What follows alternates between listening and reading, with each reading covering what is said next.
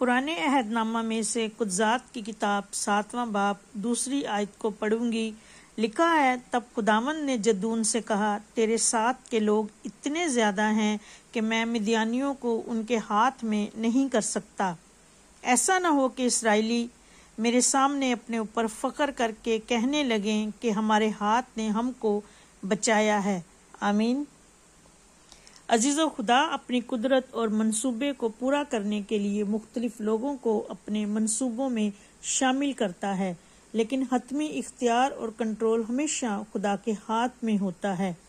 خدا انسانوں کو اپنی مرضی کے مطابق ایک وسیلہ بناتا ہے تاکہ وہ اپنے مقصد کو ظاہر کر سکے، لیکن اصل طاقت اور ہدایت خدا کی ہوتی ہے۔ قدسات کی کتاب جو پرانے عہد نامہ کی کتابوں میں سے ایک اہم کتاب ہے، جس میں ہمیں قاضی جدون کا کردار دکھائی دیتا ہے۔ یہ وہ دور تھا جب بنی اسرائیل قوم مدیانیوں کے ظلم اور ستم کا شکار تھی۔ اس مشکل حالات میں خدا نے جدون کو چنا تاکہ اپنی قوم کو دشمن کے ظلم سے چھڑانے کے لیے استعمال کرے۔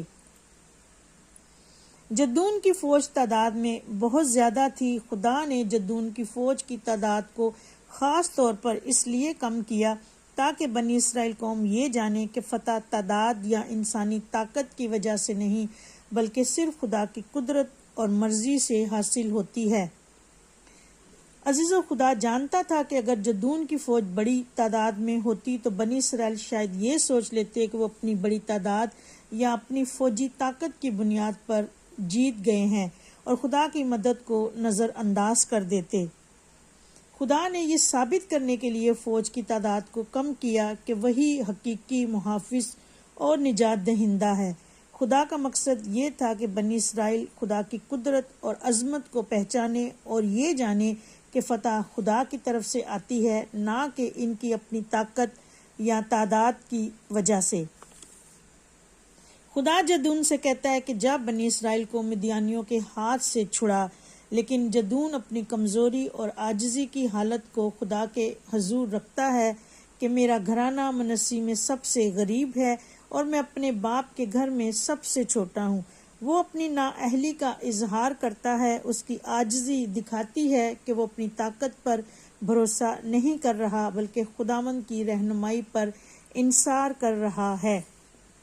خدا نے اپنی قدرت کو ظاہر کرنے کے لیے جدون اور 300 سپاہیوں کا استعمال کیا۔